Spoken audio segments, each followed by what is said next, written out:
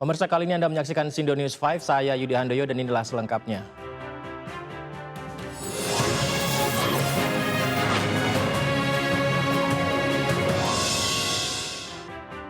Ya, pemirsa, tantangan berhadiah minuman keras dengan syarat bisa membaca hafalan salah satu surah Al-Quran di sebuah acara musik di Jakarta viral di media sosial dan mendapat kecaman. Gubernur Jakarta Pramono Anung menyesalkan dan meminta produk minuman keras ditindak tegas. Ya, ini adalah video yang viral di media sosial beberapa hari yang lalu. Salah satu stand produk minuman keras di sebuah festival musik di Jakarta menggelar tantangan untuk pengunjung. Dalam tantangan itu pengunjung disyaratkan bisa membaca salah satu surat dalam Al-Quran untuk mendapat imbalan berupa minuman keras. Video ini pun mendapat kecaman dari berbagai kalangan termasuk Gubernur Jakarta Pramono Anung. Gubernur mengatakan tindakan tersebut menodai kehidupan beragama. Selain menyesalkan peristiwa itu terjadi, dirinya juga meminta produk minuman keras ditindak tegas. Yang berkaitan dengan promosi minuman keras yang viral, apalagi dikaitkan dengan kegiatan keagamaan, ini sungguh-sungguh menodai kehidupan keagamaan yang kita jaga bersama di Jakarta. Untuk itu saya akan minta kepada Pak Asisten Kesejahteraan, Pak Ali, untuk segera mengkoordinasikan mengambil tindakan tegas terhadap hal yang tidak boleh terjadi di Jakarta. Sehingga sekali lagi pemerintah DKI Jakarta menyesalkan hal itu terjadi di... Informasi lainnya, kasus kematian Sutrimo Karumga ex Jampitsus Febri Adriansyah telah naik ke penyidikan. Polisi tegaskan pasal yang disangkakan masuk ke pembunuhan berencana. Hampir 3 pekan sejak ditemukan tak sadarkan diri di halaman klinik Morden, Kebayoran Baru, Jakarta Selatan, tabir kematian Sutrimo perlahan mulai coba disingkap. Kasus tewasnya pria yang kuat dikaitkan sebagai mantan kepala urusan rumah tangga Karumga ex Jampitsus FA itu kini resmi naik ke tahap penyidikan. Direktorat Reserse Kriminal Umum Polda Metro Jaya yang menerima pelimpahan dari Polresta Banyumas mengatakan pasal yang dipersangkakan sebagaimana laporan polisi yang diterima adalah pasal pembunuhan atau pembunuhan berencana. Pasal yang dipersangkakan sebagaimana laporan polisi yang kami terima itu adalah pasal pembunuhan ataupun pembunuhan berencana. Pihak kuasa hukum keluarga Sutrimo mengungkap sederet kejanggalan yang dirasakan ketika almarhum tiba di rumah duka. Pertama, pihak keluarga merasa pemakaman almarhum terkesan mepet. Kedua, HP almarhum tak ditemukan dan dijanjikan akan diberikan belum juga datang. Ketiga, nomor HP 2 petugas yang membawa jenazah tak bisa lagi dihubungi setelah pemakaman. Petugas juga terkesan terburu-buru tidak mengikuti prosesi pemakaman.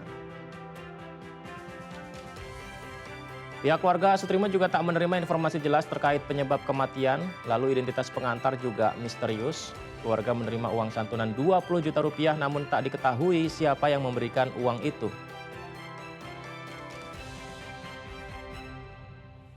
Tempat dari pihak keluarga tidak ingin ada pengusutan tentang kasus kematian Sutrimo. Apakah itu akhirnya dibantah, Mbak An? Betul, peristiwa itu iya, bahwa memang dari awal sebelum saya masuk, pihak keluarga itu sangat tertutup dan memang selalu statementnya adalah sudah mengikhlaskan karena memang banyak pertimbangan yang memang sampai sebelum saya masuk nggak ada yang mengeksplorasi gitu kan, itu aja. Tapi memang fakta itu betul. Fakta itu betul. Penyebabnya apakah ada tekanan atau memang dari pihak keluarga saja yang tidak mengetahui jalurnya, Mbak An? Iya, saya kira kalau tekanan sama sekali tidak ada dan semoga ke depan juga tidak pernah ada tekanan kepada keluarga karena ketidaktahuan. Mereka menghadapi hal ini tuh harus bagaimana, sementara mereka juga tidak ada orang yang dipercaya. Nah, begitu Mbak An masuk ke sana, akhirnya apakah keluarga pun memberitahu banyak kejanggalan yang dipertanyakan pihak keluarga? Ini kok kesannya penguburannya itu dipepet-pepetin nyampenya malam, padahal sebenarnya sudah dikirim dari jam dari Jakarta itu 12:30, tapi kok sampai sini jam 10. Semuanya sudah. Majelis Ulama Indonesia mengharamkan uang pendaftaran lomba perayaan 17 Agustus sebagai sumber biaya hadiah. Praktek ini tergolong judi. Dikutip dari laman MUI Digital, Wakil Sekretaris Komisi Fatwa MUI Kiai Haji Muiz Ali menegaskan penyelenggaraan lomba perayaan 17 Agustus hukumnya boleh. Kemerdekaan Indonesia wajib disyukuri karena merupakan rahmat, termasuk memeriahkannya melalui berbagai ajang perlombaan.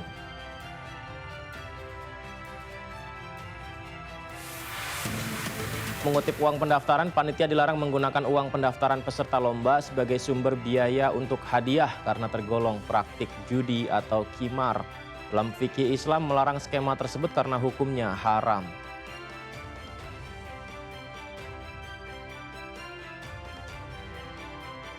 Dari lomba 17 Agustus kita ke informasi Badan Gizi Nasional yang telah menetapkan batas waktu konsumsi menu makan bergizi gratis yakni 4 jam setelah matang. Kepala BGN Sudaryono menyebut aturan itu merupakan bagian dari upaya menjaga keamanan dan kualitas menu makanan MBG bagi para penerima manfaat. Terkait hal itu, Sudaryono wajibkan setiap wadah atau ompreng makanan MBG diberi label agar guru dan peserta didik tahu batas waktu konsumsinya kapan. Selain itu, ia juga meminta guru mengecek label batas waktu konsumsi yang tertera di makanan. Jika telah melebihi waktu konsumsi, Kepala BGN meminta menu MBG tidak dimakan. Sebelumnya, untuk mencegah keracunan, BGN juga meminta para siswa tidak membawa pulang makanan dari program makan bergizi gratis.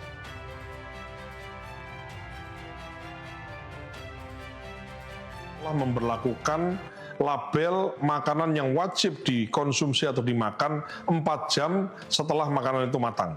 Maka kami menghimbau kepada para siswa, para peserta didik, dan juga memohon kepada Bapak Ibu Guru untuk kemudian sama-sama mengecek sebelum makanan MBG dikonsumsi, dicek apakah jam konsumsinya itu di bawah dari jam yang ditentukan. Manakala lebih dari jam yang ditentukan, kami mohon dengan sangat hormat untuk tidak dikonsumsi.